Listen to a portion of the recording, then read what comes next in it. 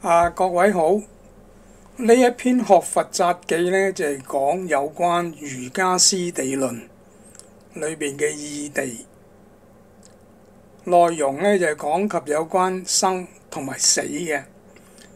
就瑜伽師地論嘅出處呢，有幾種講法。咁第一種呢，就比較神話性嘅呢，就係講佛入滅後約莫1000年。有一個聖者叫做無著菩薩，因為佢唔滿足於所修嘅小乘佛法，於是咧就入定咧就去到兜率天聽彌勒菩薩講大乘教義。咁之後咧又請彌勒到人間嘅説法，由無著咧就記錄成書嘅。咁所記錄嘅咧就總共有5部大論，其中一部咧就係瑜伽師地論。第二個講法咧就係歷史上個記錄咧就好似呢個薩婆多部師資記目錄裏邊咧有提到彌勒，咁咧就係其實就係無著嘅老師，只不過個名咧就跟呢一個兜率天嘅彌勒咧同名。咁第三咧就係講無著咧就把佛時代嘅彌勒所作嘅論述咧就收集成書。咁以上3種咧就係講有關瑜伽師地論嘅出處。咁瑜伽師地論咧係講咩嘅咧？佢係説明三乘修行人，三乘即係聲聞乘、緣覺乘同埋菩薩乘，佢哋所修嘅17種境界，所以咧又叫做17地論。瑜伽係梵文音譯過嚟，佢嘅意思咧就係牛軛，即係咧卡住牛頸嗰片彎曲嘅木，咁咧就係用嚟控制牛嘅行動。咁呢個咧就係比喻我哋打坐嘅時間咧，我哋用嚟控制自己嘅心，係有相應嘅意思。咁廣義嚟講咧，瑜伽係指一切佛經所講嘅道理。咁咧根據咁樣修行咧，所證嘅果，無論大小乘，所有嘅教理行果都可以叫做瑜伽。咁而狹義嚟講咧，瑜伽咧係指各家各派所修嘅止觀，所以瑜伽咧喺佛家而言咧又可以叫做止觀。瑜伽師咧就係教人修止觀嘅老師，地論咧就係佢哋修行嗰個境界同埋階段。翻譯呢個瑜伽師地論嘅咧就係玄奘。玄奘咧就我哋大家都知咧就係唐三藏啦，佢係生於公元600年，係終於664年。咁佢翻譯呢本瑜伽師地論之前咧就已經有幾種節譯本，咁咧就好似菩薩地持經、菩薩善戒經等等。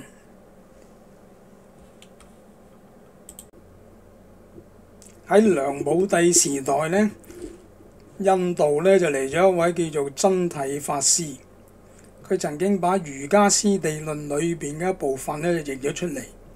咁呢個部分咧就叫做決定藏論。咁唐玄奘法師讀過呢個決定藏論之後咧，就想學呢個彌勒嘅學説，咁咧就係決定咧就去呢個印度取經。咁玄奘翻到去回國之後咧，就譯咗瑜伽師地論咧，仲咧就為唐太宗咧就講咗6個月。咁呢本書咧就可以被認為咧係唯識宗嘅百科全書。咁其他書咧可以作為百科全書用嘅咧，就有小乘嘅大毗婆沙論，同埋大乘空宗嘅大智度論。咁啊，有關解釋呢個瑜伽師地論嘅書咧，有邊幾本呢？第一就係窺基法師嘅《瑜伽師地論略傳》，同埋新羅人呢個韓國嗰個頓倫法師嗰本書咧，就叫做《瑜伽師地論記》。咁啊，唐朝後期嘅清素法師咧，就寫咗本《瑜伽師地論演義》。呢個演義呢本書咧，就包括咗喺呢個中藏遺真裏邊。咁近代嘅呢，就有韓清靜嘅《瑜伽師地論毗尋記》，同埋羅士軒教授嘅《瑜伽師地論詮釋》。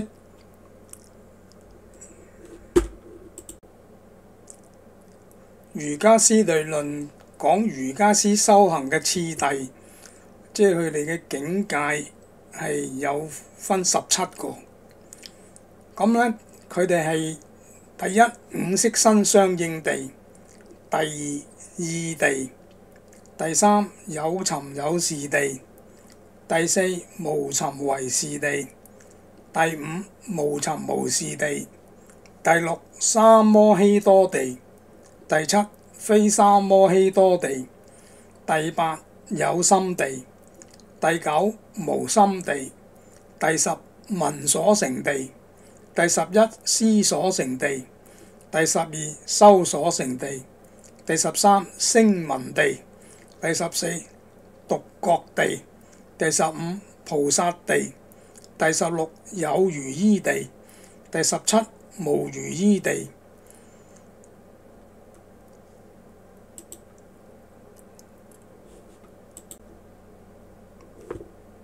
正所謂生從何來，死往何處？喺瑜伽師地論嘅義地裏邊呢，就有描述有關生同死嘅狀況。咩係死呢？死係指由於眾生嘅壽命去到盡頭嘅緣故呢，所以死亡啦。咁死又有3種。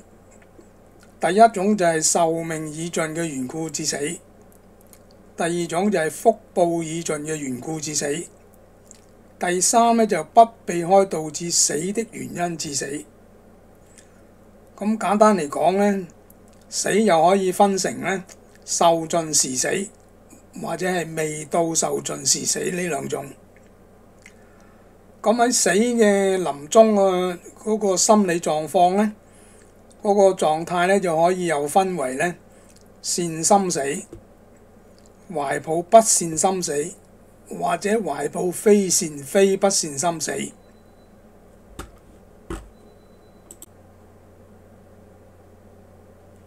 咩叫做壽命已盡嘅緣故而致死呢？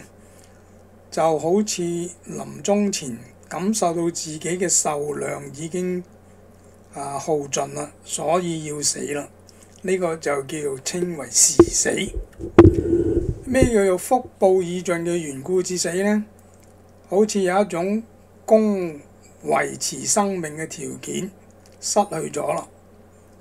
好比方飢餓，冇空氣，咁呢個包括咗自殺、他殺同埋意外死亡，我哋都可以稱之為福報已盡嘅緣故而死嘅。咁咩叫做唔避開導致死嘅原因致死呢？就好似生活唔檢點、飲食唔均衡、過分男女嘅色慾，咁呢啲呢，就可以叫做非時死。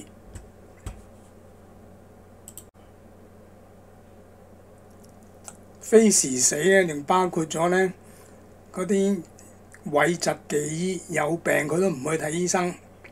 咁樣咧，呢個其實就可以講咧，好多人信佛又好，信其他宗教都好咧，就往往有病咧就唔去睇醫生。有啲人攞啲香爐灰飲下，或者係拜下神咁樣。咁其實如果你睇翻瑜伽師地論嚟講呢，就你有病都唔去睇呢，就係到時呢就會導致一個叫做非時死㗎啦。咩叫做善心死呢？就即如一個人呢，佢將要命終嘅時間，佢自己回憶起翻以前曾經收集嗰個善法，或者呢請另外一啲人呢幫佢回憶起以前收集嘅善法。呢個作用呢，就係令到佢對佛法嗰個信念強大。咁咧就令到內心浮現到一個好清晰嘅事理相狀。如果咧係昏昏沌沌啊，喺個昏昧嘅意識狀態之下咧，各種嗰個善嘅心念咧就會消失咗。咁咧就淨係留得翻咧嗰啲非善非不善嘅心念。有一個善心死嘅例子呢，就係根據史書《大唐大慈恩寺三藏法師傳》裏邊呢，就記錄咗唐玄奘法師臨終嘅時間呢，佢就吩咐佢個弟子，就將佢生前所做嘅善業呢，就係重複俾佢聽。咁嗰個原文呢，就係法師至臨終時，命弟子曰：我今病篤，命將欲盡，汝等可為我說我平生所作功德，以知來生善趣。弟子等乃說：師自幼出家，戒行清淨，誦經數十萬言，專至西方，涉萬里沙漠，奉詔翻經，講說利人，廣修福慧，雲法利生。法師聞已，歡喜而逝。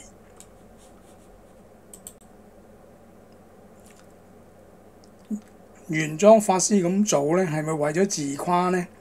其實就唔係嘅，係依照佛教嘅教義呢，喺臨終時回憶善業，就發願未來善趣。喺佛教裏邊呢，呢種嘅叫做臨終正念。咁另外一個作用呢，佢請嗰啲弟子講述自己嘅善行呢，就有教育弟子嗰個意義喺度，就令到嗰啲弟子了解咗行善嘅真實果報，亦都顯示咗呢佢對因果法則嘅絕對信心，同埋呢以此身教影響後世。咩叫做不善心死呢？就係一個人呢將要命終嘅時間，佢自己回憶起以前反覆不斷做嗰啲惡法，或者由其他人呢令到佢回憶起以前反覆不斷習行嘅惡法。咁佢喺呢個 moment 呢，喺呢個時間呢，佢要對塵世生活嘅貪戀心，對一切違逆自己嘅痛苦、憤恨等各種不善嘅心念呢，就一一呢喺個內心嗰度生起。善心死嗰啲人呢，佢係死得安樂，係命就要終結嘅時間就冇乜特別嘅痛苦。但係為惡心死嗰啲人呢，就死得比較苦惱，將要命終嘅時間呢，就極重嘅痛苦，同埋感受到一啲對自身嘅逼迫。咁由呢個善心死嘅人呢，佢當時呢就唔會有啲乜嘢古靈精怪嘅淆亂怪誕嘅形象出現嘅。但係呢，抱不善心死嘅人呢，就剛剛相反，就會見到啲古靈精怪啊，就恐怖嘅淆亂怪誕嘅現象。咁至於無記心死，即係懷抱住非善非不善心死嗰啲人又點呢？呢啲人呢，又冇做惡，又冇做善，咁樣呢，佢命終嘅時間呢，自己都冇乜嘢可以回憶到。咁其他人呢亦都幫佢唔會回憶到乜嘢。咁佢死嘅時間呢，佢又既不是安樂死，亦都不是係死得好苦惱。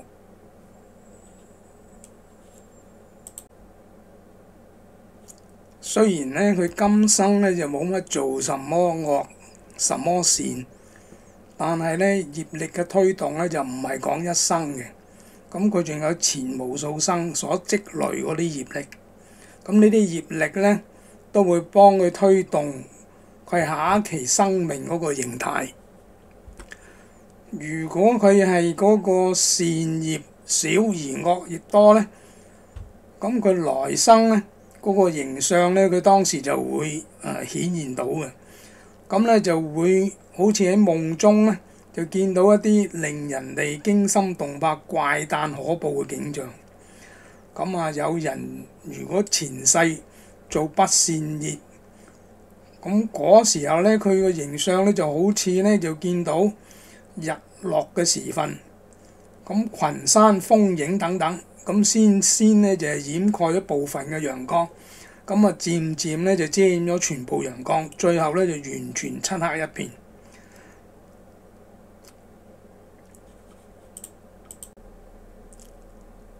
如果生前呢做好多善業嘅人呢，就啱啱同上一段所講嘅就相反。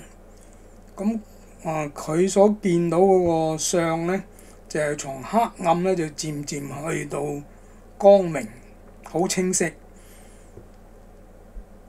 一類人呢，將要命中嘅時間出現嘅未來世中嘅果報身上呢，就好似夢中所見到嘅一樣，就係一種種令人悅意舒適嘅景象。至於嗰啲呢做咗極大嘅惡業嘅人呢，佢臨終嘅時間呢，呢個怪誕可怖嘅景象就會出現嘅，就係呢，就汗流浹背、手舞足動、大小便失禁。但係如果有一啲呢，只係做一啲一般嘅惡業呢，佢臨終嘅時間所見到嗰啲怪誕恐怖嘅景象呢，或者有，亦都或者冇。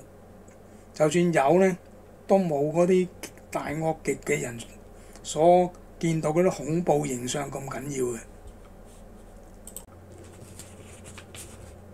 人呢，又因為佢長時間執愛自我身心嘅習氣呢，咁喺佢呢個臨終嘅時間，咁呢種執愛呢，就起咗個力量，就形成咗佢死後和投生前之間嘅中陰身。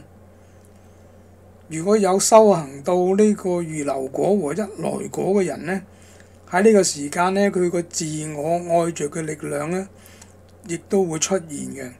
但係憑住佢嘅智慧力呢，就加以調伏呢，就唔受呢個執有。而呢個有修行到不還果嘅人呢，呢種自我執愛呢個習氣呢，就唔會再出現嘅。同埋呢，眾生喺呢個壽命逐漸完結嘅時間呢，係會受到枝節解分嘅劇烈痛楚。咁除咗天處同地獄處嘅眾生之外呢，其他一切處嘅眾生呢，都會承受呢種痛楚。咁呢種痛楚呢，就有輕有重。如果作惡行嘅人呢，承受嘅呢，就係比較重；作善行嘅承受呢，就比較輕。而北俱盧洲嘅一切眾生承受嘅呢，都係輕嘅。咁至於色界嘅眾生死嘅時間呢，各種根體都具備。欲界眾生死嘅時間呢，就睇下佢身體係咪受到解分支嘅痛苦。有啲呢具備，有啲而唔具備嘅。咁而阿羅漢呢，阿羅漢因為斷絕咗一切嘅見惑思惑，不再受生報，捨身命永入涅槃。咁咁樣呢，就係用佛法調和控制身語意嘅造作，咁呢，終於呢，就獲得呢個善終。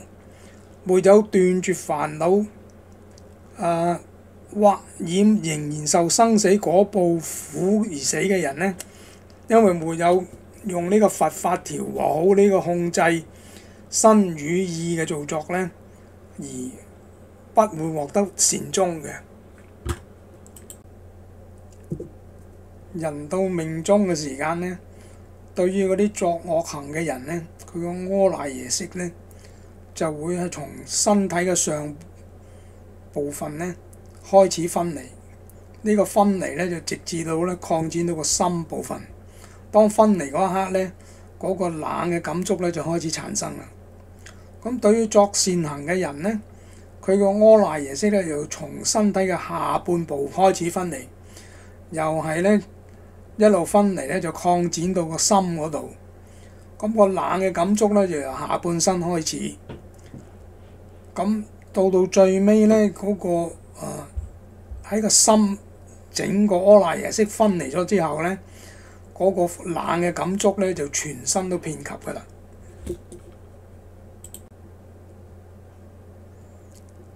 講完死呢，就講生啦。生和死係同時發生嘅。咁樣生點解會有生呢？就因為無始以來呢，自我個愛着個意念呢，就不斷生起。咁呢個呢，就形成咗一個力量。呢個力量呢，就包括咗我哋任意執着戲論所形成嘅種子，我哋作善作惡所形成嘅種子。咁呢兩種種子嗰個力量呢，就推動，就經過我哋嘅中有身呢，就走去我哋投生嘅地方。我哋點解話呢？有無始以來任意執着戲論所形成嘅種子呢？因為呢，虛妄不實嘅現象呢，都係因緣和合而生嘅。前因呢，又有佢嘅前因，所以呢，就冇開始嘅。中有身或者我哋叫中陰身或者中陰身，係有具備咗六根嘅。咁作惡嗰啲人呢，得到個中有身呢，就好似黑羊一樣，或者好似分黑夜晚嘅一樣。作善行嘅人呢，佢得到個中有身呢，就好似著咗一件白衫，或者好似好晴朗嘅夜晚一樣咁清明嘅。呢個時候呢，嗰個中有身呢，因為嗰個阿賴耶識呢，就已經離開，因為死亡呢已經離開原有嗰個肉身，就跟住呢個中有身呢，就走去佢應該投生嘅地方。咁所以中有身以前執愛自我嘅一類嘅心呢，就唔會再生現行。咁呢，就對於嗰個來生應該去邊一處嘅地方呢，佢嘅形貌呢，就按照佢個業力應該投生去邊度。比如係畜生，咁佢形象呢，就會變成一出畜生咁樣。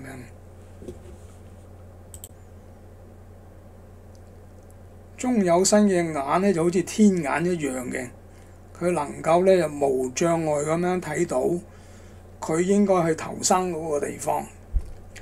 咁如果係做惡行嘅人呢，中有身呢，就嗰個眼呢，就會向下面望。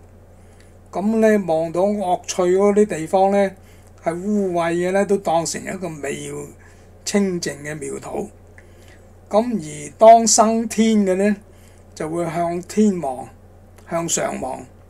而向投生嘅人趣嘅地方呢，即係投生做人呢，就會向旁邊咁樣望。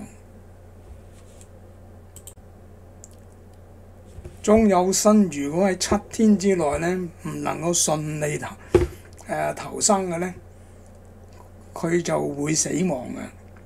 死亡之後呢，佢又會生返。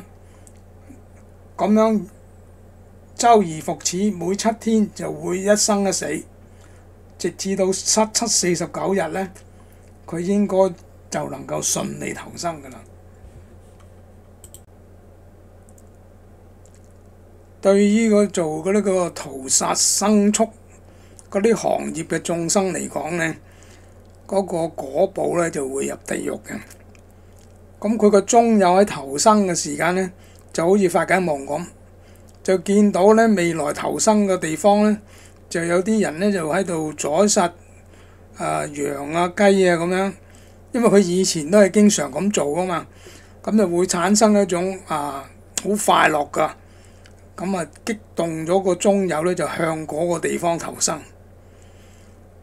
咁嗰個投生嘅地方呢，有啲有形嘅物質嘅障礙呢，佢個中有呢就即刻死亡。嗰個生有身呢，就剎那間就會繼續。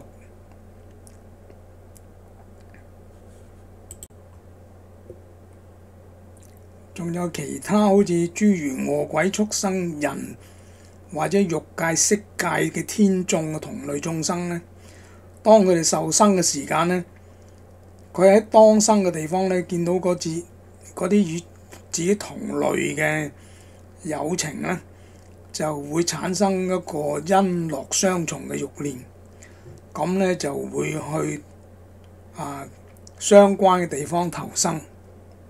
咁因為被有形嘅物質嘅障礙呢，嗰個中有身呢，就因此呢就而死亡啦。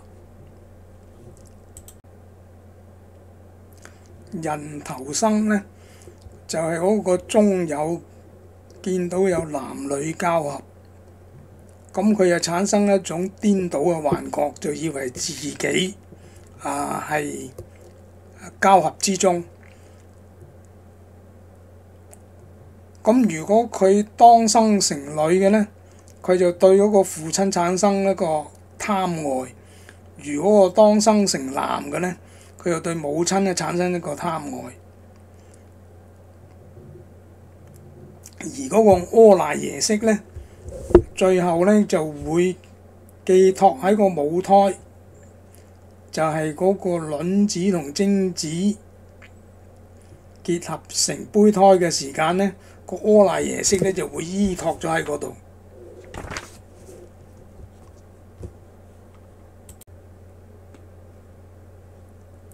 中有身呢，就喺見到父母精血相合嘅時間呢，就會產生顛倒觀念。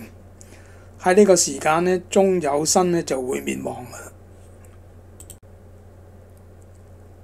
喺阿賴耶識入咗母胎嗰個時間呢，呢個階段呢就叫做形滑位。咁呢個形滑位呢，呢個形滑體呢，就喺阿賴耶識最初依託嘅地方，佢叫做肉心。而呢個阿賴耶識呢，就喺呢度呢，做最初所得到依託嘅。咁將來死嘅時間呢，亦都由呢個地方捨離嘅。中有身呢，有時呢就叫佢做尋香行。個原因呢，就因為呢，佢四出尋求香氣呢，用香氣嚟滋養個生命嘅。或者呢，又可以叫佢做意行，因為呢，佢係依託意念呢去投生。講到嗰啲中有呢，佢去投生到做人嘅時間呢，如果係佢福薄嗰時，佢哋就喺死嗰陣時候，同埋進入母胎嗰陣時候呢，就會聽到種種雜亂嘅聲音，又幻見咗自己入咗啲叢林啊、竹位嘅地方。如果係福多嘅呢，佢一定呢投生去呢啲尊貴嘅屋企。咁佢喺嗰陣時候呢，就會聽到寂靜美妙悅耳嘅聲音，同埋幻見自己呢升於入啲宮殿嘅呢個舒適嘅地方。按照瑜伽師地論嘅描述呢，咁好多人話有陰陽眼，咁佢係見到鬼，咁有陣時係見到一啲白嘅影啊，或者叫做黑影啊。咁如果睇翻呢個瑜伽師地人嚟講呢，咁好可能呢，佢哋見到嗰啲呢，只不過係趕住去投生嗰啲中有，白嘅呢，就係嗰啲善業，應該係會投生一個天啊或者人道啦。如果係黑掹掹嗰啲黑影呢，嗰啲呢，就應該係投生去鬼道噶啦。瑜伽師理論呢，相傳係彌勒菩薩所講，由無著記錄嘅。咁無著呢，就係北印度犍陀羅人，佢係生於西元4世紀，咁啊嚟呢家呢1600幾年。咁佢係呢個印度瑜伽行派嘅創始人，咁啊開創咗大乘佛教嘅唯識學。咁呢個書嘅內容呢，就我個節錄我個筆記呢，就係有咁多啦。即係關於呢個異地篇有關生同死嗰個部分。咁呢，就係如果大家覺得我講我個記錄呢有啲咩唔啱嘅呢，就歡迎大家呢留言，大家可以討論研究一下。